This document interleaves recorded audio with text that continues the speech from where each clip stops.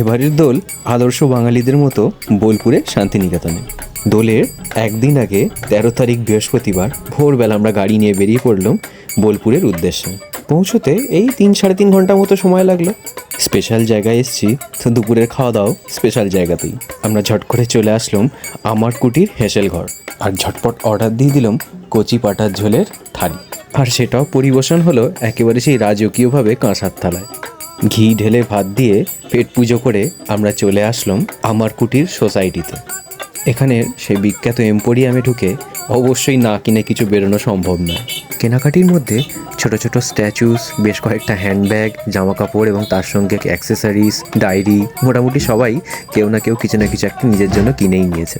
সেখান থেকে লালমাটির রাস্তা ধরে বেরিয়ে এসে পড়লাম পিচ রাস্তায়, আর গাড়ি এক জায়গায় পার্ক করে চলে আসলাম আমরা বিখ্যাত সোনাঝুরির মেলায়।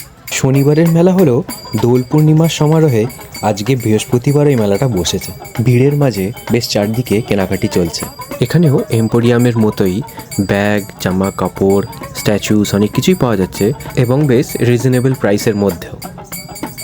মেলায় তারই মাঝে কোথাও কোথাও বাউল গান পারফরমেন্স বা নৃত্য পরিবেশনও হচ্ছে, এবং বেশ কিছু আগ্রহী লোকজন তাদের সঙ্গে নাচছেন এবং ছবি ভিডিও তুলছেন।